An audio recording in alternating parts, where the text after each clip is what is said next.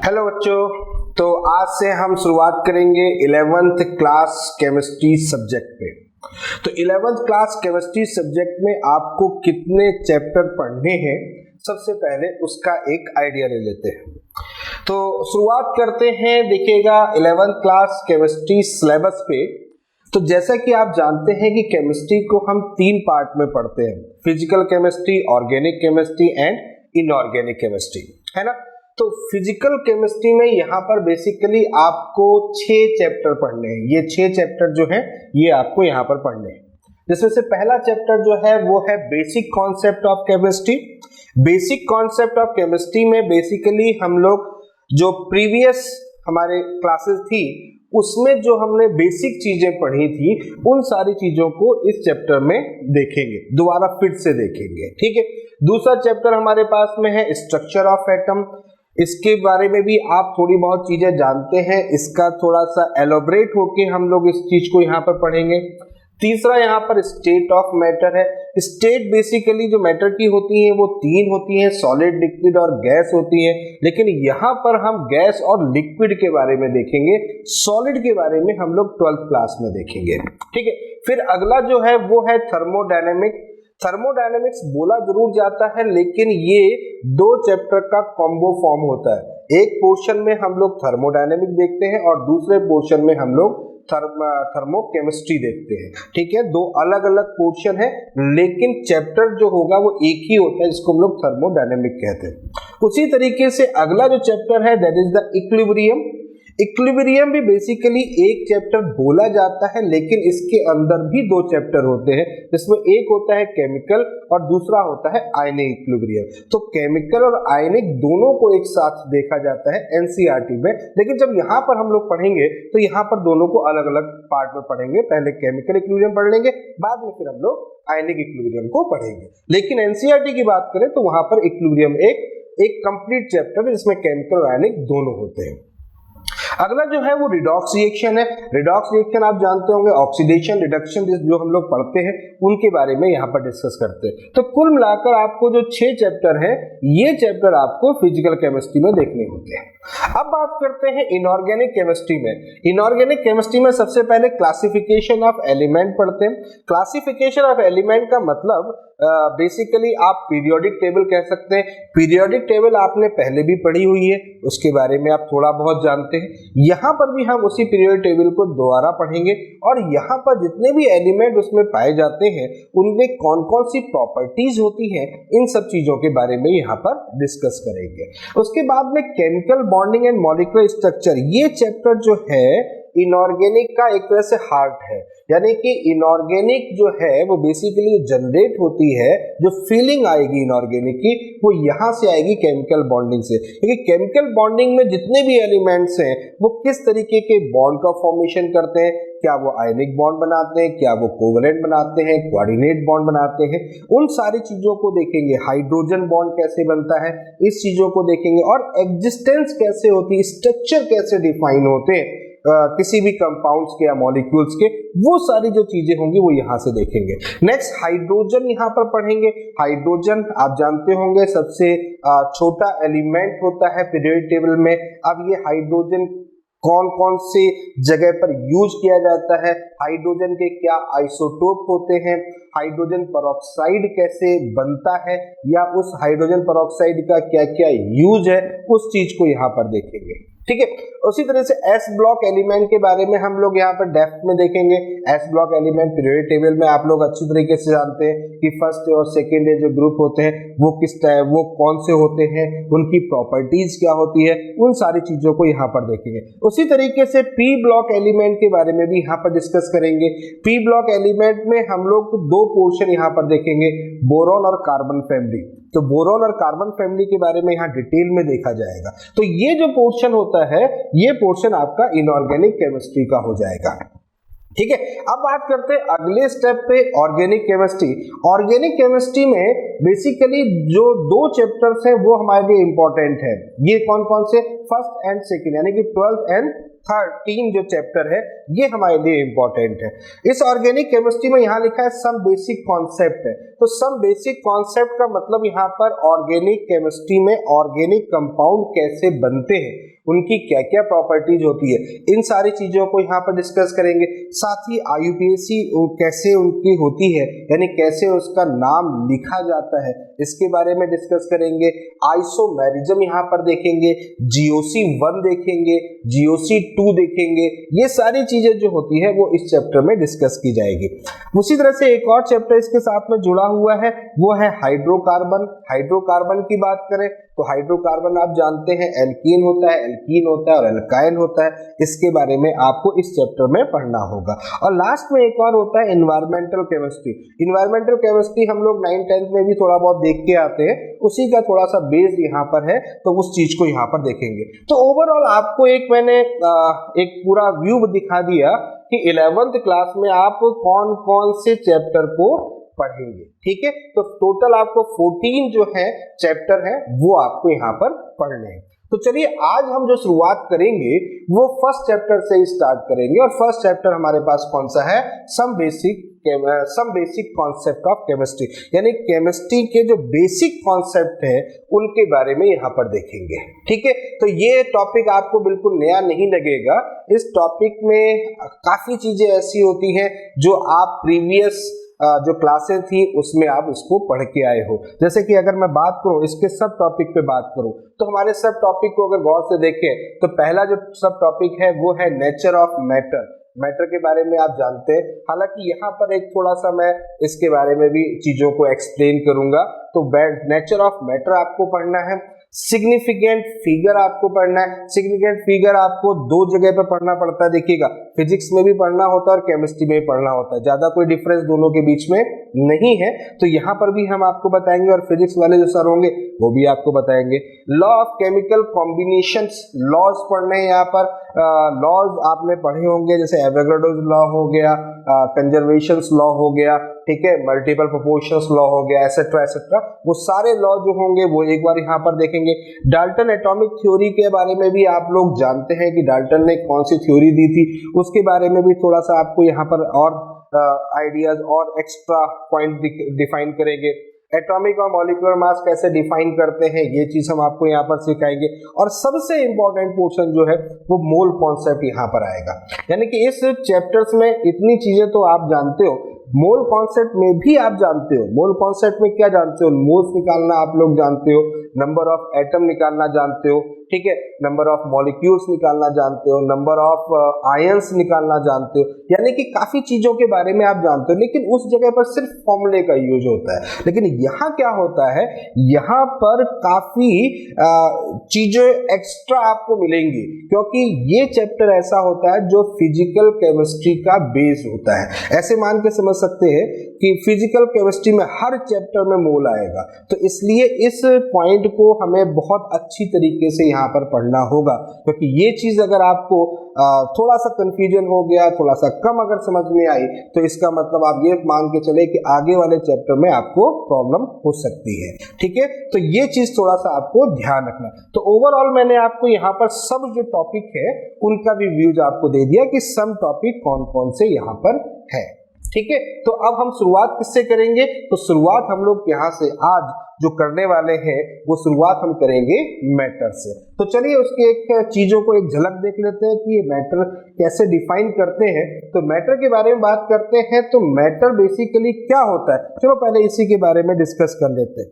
Matter क्या है आप लोग जानते हैं अच्छी तरीके से, मुझे ज्यादा इसके बारे में बताने की जरूरत नहीं है। अगर हम देखें, अगर हम बात करें या कोई हमसे पूछता है तो मैटर क्या है, तो मैटर हम ये कहते हैं कि जो चीजें हमें दिखती हैं या जिन चीजों को हम लोग महसूस कर सकते हैं, जो चीजें जो सब्सटेंस जो हमें इजीली अवेलेबल हो जाती है, या जो चीजें यूनिवर्स में प्रेजेंट होती हैं, वो सभी कुछ जो होती है वो मैटर कहलाती है।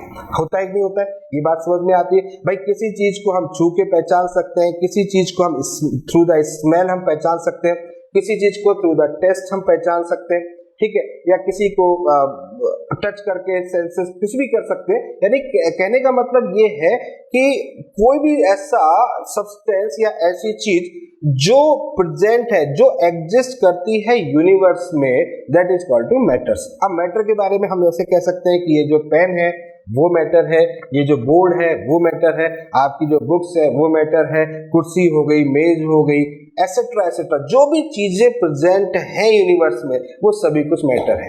अगर हम यूनिवर्स की बात करते हैं तो हमारे जो साइंटिस्ट थे उन्होंने दो चीजों के बारे में बोला था कि एक तो था मैटर और दूसरी थी एनर्जी। तो हालांकि हम यहाँ पर एनर्जी के टर्म्स की बात नहीं कर रहे, हम यहाँ पर मैटर की बात कर रहे हैं। अगर सीधे शब्दों में मैटर के लिए बोला जाए तो सीधे शब्दों में हम लोग ये बोलते हैं कि मैटर वो होते हैं जिनमें मास होता है, मैटर वो होते हैं जो वॉल्यूम ऑक्यूपाइज करते हैं यूनिवर्स में, तो वो मैटर होते हैं। यानी कि मास और वॉल्यूम जिनके अंदर प्रेजेंट होता है वो मैटर कहलाते हैं। बात समझ में आ गई? क्लियर हो गया?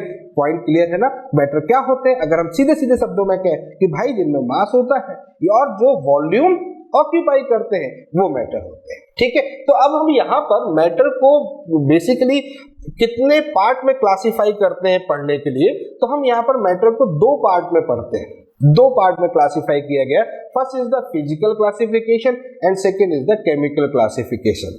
फिजिकल क्लासिफिकेशन बेसिकली उसके स्टेट पर बात करते हैं, यानी कि वो जो मैटर हम जो जिसको हमने टच किया या जिसको हमने देख लिए, जिसको हमने आसानी से देख सकते हैं, ठीक है, या जिसकी हम स्मेल ले सकते हैं, ठीक है, वो सारी जो चीजें हैं वो उसके स्टेट पर डिफाइन करती है, यानी कि उनका स्टेट कौन सा होना चाहिए। अगर हम स्टेट की बात करते हैं तो आपको याद होगा 9th-10th में हम लोग पढ़ते हैं, तो वहां पर हम लोग पढ़ते हैं कि मैटर की 5 स्टेट होती है, होती नहीं होती? 5 स्टेट होती है। लेकिन यहाँ पर 11th में हम केवल 3 स्टेट के बारे में डिस्कस करते हैं, क्योंकि वो 3 जो स्टेट होती है वो कॉमन होती है और बार बार हमारे पास में आती है, इसीलिए हम उन 3 स्टेट को यहाँ पर पढ़ेंगे। वो 3 स्टेट कौन कौन सी होती है ये भी आपको बहुत अच्छी तरीके से पता है। पहली कौन सी होती है? सॉलिड होती है, सेकेंड लिक्विड होती है और गैस होती है। अब ये कैसे होता है, क्या होता है, इसके बारे में अपन नेक्स्ट आगे डिस्कस करेंगे। ठीक है, अब दूसरी बात करते हैं, अगर हम केमिकल क्लासिफिकेशन के बारे में बात करें तो केमिकल क्लासिफिकेशन किस चीज पर बेस्ड है? केमिकल क्लासिफिकेशन बेसिकली मैटर के केमिकल रिएक्शंस या केमिकल प्रोसेस या केमिकल कंपोजिशन पर डिपेंड करता है। यानी कि जहां पर मैटर कोई केमिकल रिएक्शंस कर सकता है या केमिकल कंपोजिशन कर रहा है, ठीक है, जरूरी नहीं है कि वो रिएक्शन ही करे, कोई कंपोजिशन कर रहा है, तो उस जगह पर हम इसको केमिकल क्लासिफिकेशन में डिफाइन करते हैं। केमिकल क्लासिफिकेशंस के बेस पर हमने इसको दो पार्ट में डिवाइड कर लेते हैं कि जो हमारा मैटर है वो या तो प्योर सब्सटेंस होगा या फिर वो मिक्सचर के फॉर्म में होगा। अब प्योर सब्सटेंस और मिक्सचर के फॉर्म में है तो सबसे पहले हम प्योर सब्सटेंस की बात कर लेते हैं कि प्योर सब्सटेंस किस फॉर्म में प्रेजेंट होता है। तो प्योर सब्सटेंस बेसिकली दो फॉर्म में प्रेजेंट होता है, first is the element and second is the compound. नाम तो सुना ही है आपने, ऐसा कुछ भी नया नहीं है जिसके बारे में आप नहीं जानते, सब चीजें आप जानते हो। आपने कहीं ना कहीं किसी ना किसी चीज को आपने डिटेल में पढ़ा है और या फिर किसी चीज का आपने केवल नाम ही सुना है, तो ऐसा कुछ भी आपको नहीं दिख रहा होगा जो आप पहली बार देख रहे हो। तो वही बात मैं कह रहा था कि प्योर सब्सटेंस जो है वो दो पार्ट में अपन इसको पढ़ते हैं, first is the element and second is the compound. अगर हम एलिमेंट की बात करते हैं तो एलिमेंट को बेसिकली हम दो पार्ट में पढ़ते हैं, एटम एंड मॉलिक्यूल। बहुत इजी है, बहुत बेसिक सी चीजें हैं, आप जानते हो कि what is the atom, atom क्या है या मॉलिक्यूल क्या है, इनके बारे में आप जानते हो। हालांकि हम इस पे थोड़ा सा एक फास्ट रिवीजन, एक क्विक रिवीजन करेंगे जिससे कि चीजें आपको एक बार फिर से गो थ्रू हो जाए, ठीक है। उसी तरीके से नेक्स्ट अगर हम बात करें मिक्सचर, तो मिक्सचर जो होते हैं वो भी दो तरीके के होते हैं, एक होता है होमोजीनियस मिक्सचर और एक होता है हेट्रोजीनियस मिक्सचर। तो आई थिंक आपको ये बात समझ में आ गई होगी कि मैटर में हमें कितनी चीजों को देखना है। तो मैटर का एक ये पूरा क्लासिफिकेशन है, एक पूरा चार्ट है जो कि इस मैटर को डिफाइन करता है, ठीक है। क्लियर है, यहां तक आपको बात समझ में आ गई? तो चलिए तैयार है हमारे साथ में आगे की बात सीखने के लिए।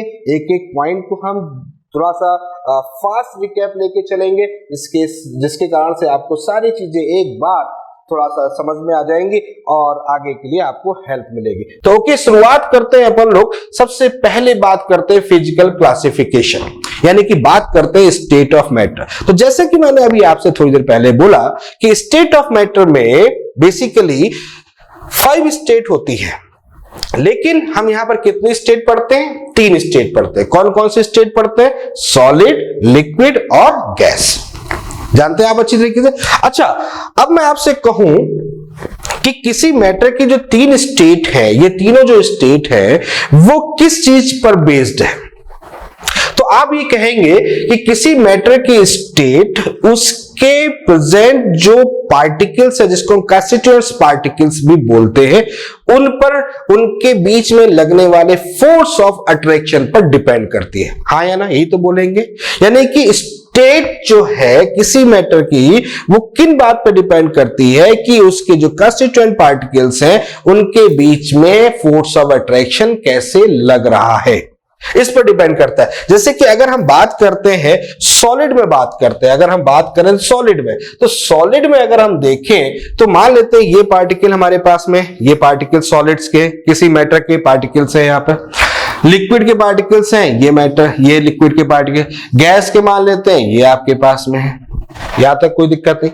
अब सॉलिड के पार्टिकल जो हैं, उन पार्टिकल के बीच में भी एक फोर्स ऑफ अट्रैक्शन लग रहा है, इन पार्टिकल के बीच में भी एक फोर्स ऑफ अट्रैक्शन लग रहा है, और इन पार्टिकल के बीच में भी एक फोर्स ऑफ अट्रैक्शन लग रहा है। बोलो ये बात समझ में आ गई? क्योंकि फोर्स ऑफ अट्रैक्शन के बिना ये पार्टिकल एक दूसरे में बाउंडेड नहीं हो पाएंगे, और जब तक ये बाउंडेड नहीं होंगे तब तक उस मैटर की एग्जिस्टेंस नहीं होगी। नहीं तो कोई इधर घूम रहे होंगे, कोई इधर घूम रहे होंगे, तो अपन कैसे पहचान पाएंगे कि भाई ये कौन सा मैटर है या किस चीज को ये रिप्रेजेंट कर रहा है? ठीक है, तो फोर्स ऑफ अट्रैक्शन तो मस्ट है, होना ही चाहिए। अब हम बात करते हैं फोर्स ऑफ अट्रैक्शंस में, तो हम ये देखते हैं कि जो सॉलिड के पार्टिकल हैं उनके बीच में फोर्स ऑफ अट्रैक्शन जो लगता है वो मैक्सिमम होता है। इसका मतलब ये होता है कि ये पार्टिकल, इस पार्टिकल, जैसे मान लेते हैं ये पार्टिकल और एक हमारा ये पार्टिकल है, इनके बीच में फोर्स ऑफ अट्रैक्शन बहुत ज्यादा लग रहा है, तो ये पार्टिकल जो होंगे वो एक दूसरे के बिल्कुल नियरेस्ट पोजीशन पर आ जाएंगे, और जब एक दूसरे के नियरेस्ट पोजीशन पर आ जाएंगे तो उस कंडीशन पर वो जो मैटर होगा जिसके वो पार्टिकल थे वो एक प्रॉपर शेप को डिफाइन करेंगे। इसका मतलब ये हुआ कि सॉलिड का शेप जो होता है वो फिक्स होता है, और उसके फिक्स होने का बेसिक रीजन ये होता है कि उनके बीच में जो उनके पार्टिकल्स हैं उनके बीच में जो लगने वाला फोर्स ऑफ अट्रैक्शन होता है वो हाईली होता है। क्लियर हो गया? बात समझ में आए? तो यहां पर लगने वाला जो फोर्स ऑफ अट्रैक्शन है वो बहुत ज्यादा होता है, जिसके कारण से ये उस शेप को रिप्रेजेंट करता है, इसीलिए सॉलिड स्टेट कहलाता है। दूसरी तरफ अगर हम बात करते हैं गैस की, तो यहां पर जो पार्टिकल है इनके बीच में लगने वाला जो फोर्स होता है बिल्कुल कम होता है, मिनिमम होता है। यानी कि ये मॉलिक्यूल एक दूसरे के नियरेस्ट नहीं होते, ये दूर दूर पड़े होते हैं, लेकिन जहां जहां दूर दूर पड़े होंगे उनके बीच में भी फोर्स ऑफ अट्रैक्शन तो हालांकि होगा, लेकिन बहुत कम होगा। इसीलिए इनका जो शेप होता है वो फिक्स्ड नहीं होता। ये बहुत इंपॉर्टेंट पॉइंट। तो इनका शेप फिक्स नहीं होता, इसीलिए आप देखते होंगे कि किसी गैस को अगर अपन किसी कंटेनर के अंदर रखते हैं तो उस कंटेनर का जो वॉल्यूम होता है वही गैस का वॉल्यूम होता है, या उस गैस का वॉल्यूम ही कंटेनर के वॉल्यूम के इक्वल होता है। हम लोग ऐसे पढ़ते ही नहीं पढ़ते। क्यों पढ़ते? क्योंकि इनका जो शेप होता है वो फिक्स नहीं होता, तो ये जहां पर भी डाले जाते हैं उस शेप को अडॉप्ट कर लेते हैं। उस शेप को जब अडॉप्ट कर लेते हैं तो उसकी प्रॉपर्टी जो होती है वो सारी इसकी तरह से हो जाती है। ठीक है। तीसरी बात अगर हम बात करते हैं लिक्विड में, तो लिक्विड में जो फोर्स ऑफ अट्रैक्शन लग रहा होता है सॉलिड और गैस से वो इंटरमीडिएट फॉर्म में होता है। यानी कि इसका मतलब बहुत ज्यादा नहीं होगा, बहुत कम नहीं होगा, इंटरमीडिएट फॉर्म में होगा, यानी इससे कम होगा और इससे ज्यादा होगा। तो बेसिकली ये 3 स्टेट होती है जो मैटर की स्टेट को डिफाइन करता है। अगर हम देखें तो बेसिकली आपके सामने एक छोटा सा डायग्राम बना हुआ है, एक फिगर बन रहा हुआ है, इसमें आप देखें तीनों स्टेट आपको प्रॉपर दिख रही है। ये आपको सॉलिड दिख रहा है, ये आपको लिक्विड दिख रहा है, और ये आपको गैस दिख रहा है। बोलो समझ में आ गया? यहां तक क्लियर हो गया? सॉलिड, लिक्विड और गैस। अच्छा, बच्चों के दिमाग में एक क्वेश्चन आता है कि सर गैस और वेपर में क्या डिफरेंस होता है? ये बड़ा अच्छा क्वेश्चन है। हम जल्दीबाजी में गैस को वेपर, वेपर को गैस बोल जाते हैं, गलत है। देखिए, गैस और वेपर को डिफाइन किया जाता है रूम टेम्परेचर पर। रूम टेम्परेचर का मतलब कितना होता है? 25 डिग्री सेंटीग्रेड होता है। तो 25 डिग्री सेंटीग्रेड पर मैटर अगर गैसियस स्टेट में है, मैटर अगर गैसियस स्टेट में है तो इसका मतलब वो गैस है। लेकिन अगर मैटर गैसियस स्टेट में नहीं है, कहां पर? रूम टेम्परेचर पर, ठीक है, रूम टेम्परेचर अगर गैसियस स्टेट नहीं है, किसी और टेम्परेचर पर जाकर वो बन रही है, उस मतलब उसके फॉर्म में, यानी कि मिनिमम फोर्स ऑफ अट्रैक्शन के फॉर्म में हो रही है अगर, तो फिर वो वेपर्स होगा। जैसे फॉर एग्जांपल वाटर की बात करते हैं। वाटर आप जानते हो कि अगर 25 डिग्री सेंटीग्रेड पे वाटर रखा होगा तो किस फेज में होगा? लिक्विड होगा। लेकिन अगर 100 डिग्री सेंटीग्रेड पर आप उसको लेके जाओगे तो वाटर किस में कन्वर्ट हो रहा होगा? वेपर्स के फॉर्म में कन्वर्ट हो रहा होगा। तो क्या वो जो चीज निकल रही है जब हम वाटर को हीट कर रहे हैं, तो क्या वो गैस है वाटर की? नहीं। क्यों नहीं है? क्योंकि वो वेपर है। और वेपर कहां हुआ? 100 डिग्री सेंटीग्रेड। क्या वो 25 डिग्री सेंटीग्रेड पर उस फॉर्म में था? नहीं।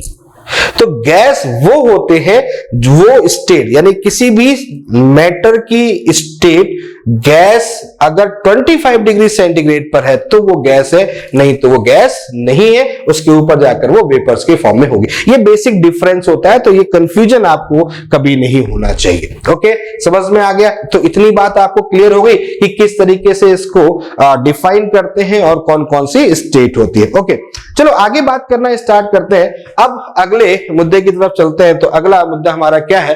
अब हम बात करते हैं केमिकल क्लासिफिकेशन में। अभी तक हमने बात कर ली थी फिजिकल क्लासिफिकेशन में, अब हम बात करेंगे केमिकल क्लासिफिकेशन। केमिकल क्लासिफिकेशन में सबसे पहले लेके आते हैं प्योर सब्सटेंस। प्योर सब्सटेंस का मतलब क्या हो गया? प्योर सब्सटेंस का मतलब हो गया कि जो भी सब्सटेंस है वो अकेला है, इकलौता है, यानी कि एक ऐसी जगह जहां पर वही रखा है। जैसे कि मान लेते हैं सपोज दैट अगर हमने आपको सोडियम का ब्लॉक दे दिया, तो सोडियम का जो हमने ब्लॉक दिया तो उसमें जो एलिमेंट होंगे या जो उसमें पार्टिकल्स होंगे वो बेसिकली किसके होंगे? सोडियम के ही हो, किसी और के ना हो। तो इसका मतलब वो सब्सटेंस कैसा हो जाएगा आपका? वो सब्सटेंस प्योर सब्सटेंस कहलाएगा, यानी कोई और उसके अंदर प्रेजेंट ना हो, जो हो वो इंडिविजुअल फॉर्म में हो, प्योरेस्ट फॉर्म में हो, उसको हम लोग प्योर सब्सटेंस कहते हैं। अब प्योर सब्सटेंस को बेसिकली हम दो पार्ट में सीखते हैं। एक तो हम लोग सीखते हैं एलिमेंट और दूसरा सीखते हैं कंपाउंड के बारे में। ओके, इसको हम समझते हैं। सबसे पहले मैं आपको कुछ चीजें दिखा देना चाहता हूं। प्योर सब्सटेंस देखिए आपके सामने ये तीन कैटेगरीज बनी हुई है। एक और कैटेगरीज हमने यहां पर जोड़ दी है, क्रिस्टल। तो ये तीन कैटेगरीज है, तो ये प्योर सब्सटेंस है। जैसे कि आपके सामने यहां पर टिन है, तो ये टिन की जो फॉइल रखी हुई है ये पूरी टिन की है, इसके अंदर और कुछ नहीं है, तो ये प्योर सब्सटेंस। जैसे सल्फर हमारे पास में, तो ये सिर्फ सल्फर यहां रखा हुआ है, तो ये प्योर सब्सटेंस हो गया। डायमंड किससे बनता है? कार्बन से बनता है, तो सिर्फ कार्बन के जो एलिमेंट होते हैं वो प्रेजेंट होते हैं, तो ये जो डायमंड है ये भी हमारा प्योर है। मतलब इसके अंदर कुछ और नहीं इन्वॉल्व हो रहा है, वही जो है वो वही इन्वॉल्व हो रहा है। इसी तरीके का अगर हम बात करें शुगर, अब शुगर जो है वो उसका फॉर्मूला क्या होता है? C12H22O11, जिसको हम केन शुगर भी बोलते हैं, घर में इसको हम लोग चीनी बोलते हैं। तो ये जो शुगर है ये भी हमारा प्योर सब्सटेंस में आता है, क्योंकि वो अपने आप में है, अपने आप में एक उसकी एग्जिस्टेंस है उस कंपाउंड की, उसके अलावा और कुछ उसमें नहीं है, तो वो हमारे पास में प्योर आता है। वाटर है, बेकिंग सॉल्ट है, बेकिंग सोडा है, सॉल्ट है, एसेट्रा एसेट्रा। तो कहने का मतलब ये है, प्योर का मतलब ये हो गया कि उसकी अपनी एग्जिस्टेंस, केवल वो ही पाया जा रहा है। जैसे कि मान लेते हैं आपके बीच में मैं हूं, यहां पर खड़ा हूं, सिर्फ मैं ही खड़ा हूं, मेरे अगल बगल कोई नहीं है, तो इसका मतलब मैं किस फॉर्म में आऊंगा? और कोई नहीं है, कोई भी और नहीं मिला, दैट इज इसको हम लोग प्योर फॉर्म कह सकते हैं। बात समझ में आ रही कि नहीं आ रही? तो प्योर का मतलब उसका होना, इंडिविजुअल होना, किसी और के साथ में उसका कोई इसके साथ में कंपोजिशन ना करे, वो प्योर होता है। अब प्योर सब्सटेंस को हम लोग दो पार्ट में सीखते हैं, एक तो एलिमेंट और दूसरा कंपाउंड। इसके बारे में भी आप जानते हो कि एलिमेंट क्या होता है।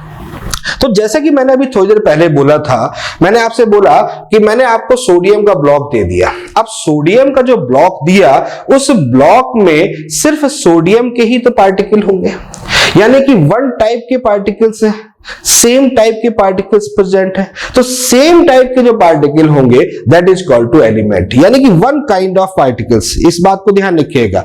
देखा, an element is defined as the pure substance that contain only one kind of the particle. One kind of the particle मतलब अगर मैं आपसे कहूं कि भाई मैंने आपको सोडियम का ब्लॉक दिया, तो इसका मतलब जब आपके पास सोडियम का ब्लॉक है तो उसमें सभी पार्टिकल किसके प्रेजेंट है? सोडियम के ही प्रेजेंट है।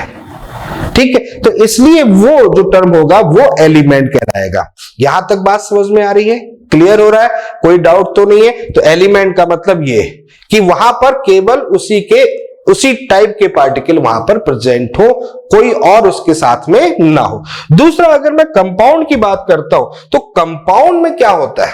कंपाउंड में जब गौर से देखिएगा, कंपाउंड में क्या होगा, आपके पास में more than one kind of element, more than one kind of element. इसका मतलब क्या हो गया? इसका मतलब ये हुआ, देखो एक तो प्योर सब्सटेंस है, ये जो कंपाउंड है वो बेसिकली प्योर सब्सटेंस है, ये तो बात है, लेकिन उसमें जो एलिमेंट यूज हो रहे हैं वो एक से ज्यादा एलिमेंट हो सकते हैं, एक से ज्यादा एलिमेंट प्रेजेंट हो सकते हैं। अगर ऐसा कहीं पर प्रेजेंट है, एक से ज्यादा एलिमेंट प्रेजेंट है, तो उसको हम कंपाउंड की कैटेगरी में लेके आएंगे। अब एक से ज्यादा एलिमेंट कैसे हो सकता है उसके बारे में बात करते हैं। चलो मैं अभी आपको सिखाता हूं। अभी पहले आप इतना समझ गए, यहां पर एलिमेंट समझ में आ गया। एलिमेंट क्या होता है? केवल one type of particles present होंगे। इसमें क्या होंगे? इसमें more than one kind of the element और एटम होंगे, यानी कि एक से ज्यादा टाइप के एलिमेंट उसमें जब प्रेजेंट होंगे तो उसको कंपाउंड कहते हैं। तो ये डेफिनेशन है, अभी मैं आपको डिटेल में समझाता हूं, और मैं समझाता हूं इस पॉइंट से। पहले मैं इसके बारे में बात करता हूं, फिर आगे बात करता हूं। जैसे कि बात करते हैं एटम के बारे में। पढ़ा है आप लोगों ने एटम के बारे में? एटम के बारे में आपने क्या देखा? एटम के बारे में हम लोग देखते हैं कि जो सबसे स्मॉलेस्ट पार्ट होता है, ठीक है, यानी कि कह सकते हैं मैटर का स्मॉलेस्ट, सब्सटेंस का स्मॉलेस्ट, एलिमेंट का स्मॉलेस्ट, कुछ भी आप बोल सकते हो। जो सबसे स्मॉलेस्ट पार्ट होता है जिसको हम डिवाइड नहीं कर सकते, उसको हम लोग क्या बोलते हैं? बेसिकली एटम बोलते हैं। सबसे स्मॉलेस्ट पार्टिकल होता है, जानते, पढ़ा था आप लोगों ने, याद आ गया होगा कि very smallest part of any substance of any element is called two atoms. देखिए, अगर डेफिनेशन की देखें तो atom is the smallest particle of the element which may or may not be capable of independent existence। इसका मतलब हो सकता है वो जो छोटा सा पार्ट जिसको हमने एटम बोला है वो एग्जिस्ट फ्रीली कर जाए, हो सकता है वो फ्रीली एग्जिस्ट ना करे। दोनों कंडीशन हो सकती है। जैसे कि बात करें, अगर हम बात करते हैं सोडियम की बात कर लेते हैं, क्योंकि सोडियम बार बार आज आ रहा है तो हम सोडियम पे ही डिस्कस कर लेते हैं। तो सोडियम जो है, अगर हम देखें उसको, तो सोडियम बेसिकली किस फॉर्म में होता है? इस फॉर्म में होता है, ठीक है। क्या ये किसी से, जब तक आप इसको नहीं बोलोगे कॉम्बिनेशन करने के लिए, क्या ये कॉम्बिनेशन करेगा? नहीं करेगा। इसका मतलब ये एज इट इज यहां पर पड़ा रहेगा, एज इट इज पड़ा रहेगा। जब तक किसी से इसकी रिएक्शंस नहीं कराओगे तब तक ये पड़ा रहेगा। बात समझ में आ रही? तो ये क्या है? ये फ्री फॉर्म में पड़ा हुआ है, ठीक। लेकिन अगर मैं मान लो सपोज हम कहूंगे सर ऑक्सीजन एटम, ये ऑक्सीजन एटम है, क्या ये फ्री फॉर्म में है? नहीं, ये किस में फॉर्म में रहता है? O2 फॉर्म में रहता है। इसका मतलब क्या हो गया? तो इस कंडीशन में क्या ये फ्री है? क्या ये इंडिपेंडेंट एग्जिस्टेंस शो कर रहा है? नहीं, एटम इसका एग्जिस्टेंस इंडिपेंडेंटली फॉर्म में नहीं कर रहा है। तो दोनों कंडीशन हो सकती है। एटम आपका इंडिपेंडेंट एग्जिस्टेंस भी कर सकता है, और एटम जो हो सकता है वो इंडिपेंडेंट फॉर्म में ना हो, किसी और के साथ में कंबाइंड होके उस जगह पर वो अपनी एग्जिस्टेंस शो कर रहा होता है। तो बेसिकली, लेकिन अगर बात करें तो एटम होता क्या है? तो एटम के बारे में अगर हम बात करें तो एटम वो जो सबसे स्मॉलेस्ट पार्ट होता है किसी भी एलिमेंट का। बोलिए, बात समझ में आ गई? क्लियर हो गया? पॉइंट समझ में आ रहा है? ओके। दूसरी मॉलिक्यूल्स की बात करते हैं। तो मॉलिक्यूल्स के बारे में आप जानते हैं बेटा, मॉलिक्यूल्स क्या होता है? मॉलिक्यूल्स होते हैं वो भी स्मॉलेस्ट पार्टिकल होते हैं। किसके होते हैं? एलिमेंट, क्योंकि एलिमेंट का ही तो पार्ट है। एलिमेंट का स्मॉलेस्ट पार्टिकल होते हैं, और कंपाउंड भी बोल सकते हैं उसको। मॉलिक्यूल और कंपाउंड में बड़ा कंफ्यूजन होता है, क्या कम मॉलिक्यूल बोलेंगे, कम कंपाउंड बोलेंगे। चलिए आइए उसके बारे में थोड़ी देर में डिस्कस करते हैं। फिलहाल मॉलिक्यूल्स क्या होता है? A molecule is the smallest particle of an element और a compound which can exist freely. अब देखो, पहली चीज एटम और मॉलिक्यूल में जो बेसिक डिफरेंस होता है, उस बेसिक डिफरेंस की एग्जिस्टेंस से पहचान कर सकते हो। एटम एग्जिस्ट हो भी सकता है, नहीं भी हो सकता है, लेकिन मॉलिक्यूल की कंडीशन है वो एग्जिस्ट होता है, फ्रीली फॉर्म में एग्जिस्ट होता है। क्लियर हो गया? बात समझ में आ गई? पहली चीज तो ये। दूसरी बात, एटम जो है वो किस पॉइंट पे है? अगर हम एटम की बात करें तो एटम इंडिविजुअल है, लेकिन मॉलिक्यूल जो है, मॉलिक्यूल एटम से मिलके ही बनेगा। ऐसा नहीं है कि मॉलिक्यूल जो है वो अलग है और एटम अलग है, नहीं। मॉलिक्यूल जो होगा वो एटम से मिलके बनेगा, यानी कि किसी मॉलिक्यूल को अगर बनाना है तो हमें उस एलिमेंट का एटम चाहिए ही चाहिए। जब तक एटम नहीं मिलेगा मॉलिक्यूल नहीं बनेगा। तो वही चीज है, molecule is the smallest particle of an element और अ कंपाउंड। स्मॉलेस्ट पार्टिकल जरूर होता है, स्मॉलेस्ट पार्टिकल है किसी भी एलिमेंट का, किसी भी कंपाउंड का, लेकिन इसकी एग्जिस्टेंस ये तभी एग्जिस्ट करेगा जब ये एटम से मिलके बनेगा। जैसे अब बात कर रहा था मैं अभी यहां पर ऑक्सीजन की बात करें तो ऑक्सीजन बेटा क्या है? Oxygen is the atom. Okay, oxygen क्या है? एटम है। लेकिन अगर मैं O2 की बात करूं तो O2 क्या है बेटा? मॉलिक्यूल। बोलो आ गया समझ में? ये पॉइंट समझ में आ गया? ये मॉलिक्यूल है।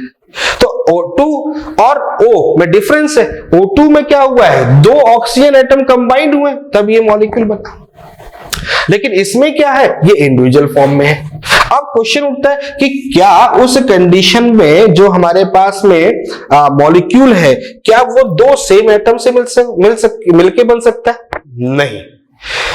दोनों सेम एटम हो भी सकते हैं, और दो क्यों बोल रहा हूं मैं, दो से ज्यादा भी बोल सकता हूं।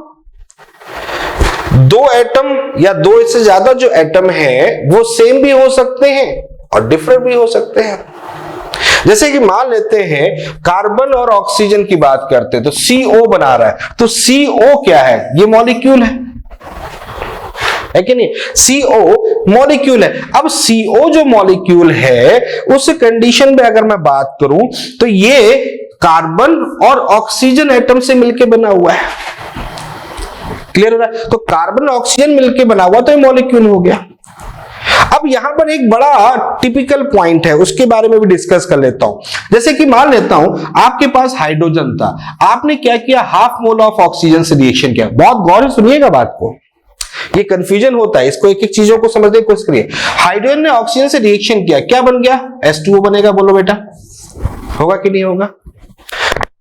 ऐसा नहीं है कि हाइड्रोजन में आपने ऑक्सीजन डायरेक्ट पास कर दी, एक जगह से हाइड्रोजन पास कर रहे थे, एक जगह से ऑक्सीजन पास कर रहे थे, वाटर बन गया। नहीं, उसके लिए भी आपने उसकी कंडीशन को फॉलो किया होगा।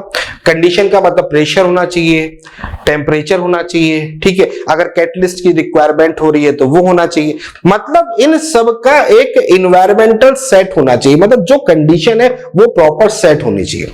अच्छा, सेट होने के बाद में वो जो वाटर जो है वो वहां पर बन गया। अब ये जो वाटर है, इस वाटर को हम क्या बोलेंगे? कंपाउंड बोलेंगे कि मॉलिक्यूल बोलेंगे? इस वाटर को हम लोग क्या बोलेंगे? देखो, इस वाटर को मैं मॉलिक्यूल बोल रहा हूं, सुनते रहिएगा। मैंने क्या बोला? इस वाटर को मैं मॉलिक्यूल बोल रहा हूं। क्यों बोल रहा हूं मैं अभी आपको बताता हूं, सुनिए इस बात को। इस वाटर को मैं मॉलिक्यूल बोल रहा हूं। अब मैं मॉलिक्यूल बोल रहा हूं तो इस मॉलिक्यूल की अगर मैं कहूं कि भैया जो वाटर है, इस वाटर की जो प्रॉपर्टीज है वो क्या होगी, तो हम देखते हैं इस वाटर की जो प्रॉपर्टीज है, ना तो वो हाइड्रोजन से मैच कर रही है और ना ही वो ऑक्सीजन से मैच कर रही है। यानी कि, और जबकि वाटर बना किससे? हाइड्रोजन ऑक्सीजन से। यानी कि इसके कंस्टिट्यूएंट्स पार्टिकल्स कौन से? बेसिकली हाइड्रोजन और ऑक्सीजन है। इसका मतलब इसकी जो प्रॉपर्टीज है वो उसके कंस्टिट्यूएंट एलिमेंट से सेम नहीं होती। बात समझ में आ रही है? यानी इसकी जो प्रॉपर्टीज है वो इनसे सेम नहीं होती, मतलब इसकी प्रॉपर्टीज अलग होगी। हो सकता है, मैं ये नहीं कह रहा, हो सकता है कभी कभी कि इसकी प्रॉपर्टीज जो है, जैसे फेज की बात कर रहे हैं, जैसे कार्बन की ऑक्सीजन से आपने रिएक्शन कर दी, अब कार्बन की ऑक्सीजन से रिएक्शन कर दी तो कार्बन डाइऑक्साइड बन गया। अब कार्बन डाइऑक्साइड बन गया तो ये गैसियस फेज में हो गया, ये गैसियस फेज में हो गया और ये आपका सॉलिड हो गया। जबकि यहां पर देखो, ये गैसियस फेज है, ये गैसियस फेज है, ये लिक्विड फेज है। तो यहां पर तो ना तो इसका फेज सेम हुआ, और ऊपर से ना तो इसकी प्रॉपर्टीज मैच कर गई। यहां पर हम कह सकते हैं फेज जो है वो लगभग सेम है, ठीक है, लेकिन ये कह देना कि इसकी प्रॉपर्टी जो है वो प्रॉपर्टी इसकी और इसकी होगी, नहीं। यानी कि इसका मतलब ये है कि जब हम दो सब्सटेंस को आपस में जोड़ते हैं, मिक्स करते हैं, रिएक्ट करते हैं, तो उससे जो फर्दर कंपाउंड बनता है, अगर उसकी प्रॉपर्टीज इन दोनों कंस्टिट्यूएंट एलिमेंट से मैच नहीं करती है, तो उस कंडीशन पे उस कंपाउंड को हम लोग उस सब्सटेंस को हम लोग या तो मॉलिक्यूल बोल सकते हैं या फिर हम लोग कंपाउंड बोल सकते हैं। पहली चीज जो बात आपको यहां पर समझनी है, आप चाहो इस वाटर से दोबारा H2 और O2 हम डायरेक्टली बना ले, नहीं बना पाओगे। कब? जब उसके लिए उसकी टेम्परेचर को आप उतना दोगे, यानी कि यहां पर एनर्जी की रिक्वायरमेंट होगी। एनर्जी दोगे तब ऐसा होगा, यहां एनर्जी दोगे तब ऐसा होगा। बिना एनर्जी दिए ऐसा नहीं कि आपने कार्बन लिया, ऑक्सीजन लिया, कार्बन डाइऑक्साइड बनाया, फिर हमने कहा चलो कार्बन में निकाल लूं, मैंने कहा चलो O2 निकाल लूं, ऐसा आप नहीं कर सकते। यानी कि इनका सेपरेशन आप नहीं कर सकते, किसी फिजिकली मेथड के थ्रू आप इसको सेपरेट नहीं कर सकते। ये सबसे इंपॉर्टेंट चीज है। यहां तक समझ में आ गया? ये प्रॉपर्टीज होती है, ये प्रॉपर्टीज किसकी होती है? ये प्रॉपर्टीज होती है हमारी किस चीज की? ये प्रॉपर्टीज होती है हमारी मॉलिक्यूल्स की, और यही प्रॉपर्टीज होती है हमारी कंपाउंड्स की। अब अगला पॉइंट यहां पर उठता है कि मॉलिक्यूल और कंपाउंड में क्या रिलेशन है? हम क्या सभी को मॉलिक्यूल बोल सकते हैं? क्या हम सभी को कंपाउंड बोल सकते हैं? यहां पर थोड़ा सा ट्रिकी पॉइंट है, सुनिए। अगर हम बात कर रहे हैं NaCl का, हमने बात की NaCl की, हमने बात की CaCl2 की, हमने बात की बहुत से है, आप AlCl3 ले सकते हो या कोई भी और भी ले सकते हो, ठीक है।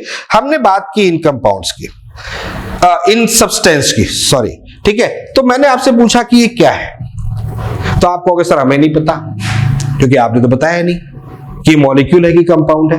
आप सोच के बताइए NaCl क्या है? पढ़ा है आप लोगों ने, ऐसा नहीं कि नहीं पढ़ा हुआ है। NaCl क्या है? CaCl2 क्या है? NaCl क्या है? ये कंपाउंड है। CaCl2 क्या है? कंपाउंड है, ठीक है। तो क्या ये मॉलिक्यूल्स हैं? नहीं बेटा, ये मॉलिक्यूल्स नहीं है, ये मॉलिक्यूल्स नहीं है। यानी कि इसका मतलब हम ये कह सकते हैं कंपाउंड और मॉलिक्यूल्स के लिए बेसिकली दिमाग में एक बात रखिए, जहां पर हम लोग कोवलेंट बॉन्ड का फॉर्मेशन करते हैं, बॉन्ड पर डिपेंड करता है, ठीक है। जहां पर कोवलेंट बॉन्ड का फॉर्मेशन हो जाता है या कोवलेंट बॉन्ड कह सकते हो प्रेजेंट होता है, वहां पर उसको हम लोग मॉलिक्यूल्स कहते हैं। कंपाउंड जो है वो कंपाउंड कोवलेंट बॉन्ड भी हो सकता है और आयनिक बॉन्ड भी हो सकता है। यानी कि कंपाउंड के अंदर आप कोवलेंट बॉन्ड भी डाल सकते हो, आप कंपाउंड के अंदर आयनिक बॉन्ड को भी डाल सकते हो, या ऐसे कह सकते, ऐसे कहूं कि जितने भी कंपाउंड है ना, उन कंपाउंड्स को हम लोग मॉलिक्यूल्स बोल सकते हैं, लेकिन जितने मॉलिक्यूल्स है उनको हम लोग कंपाउंड नहीं बोल सकते।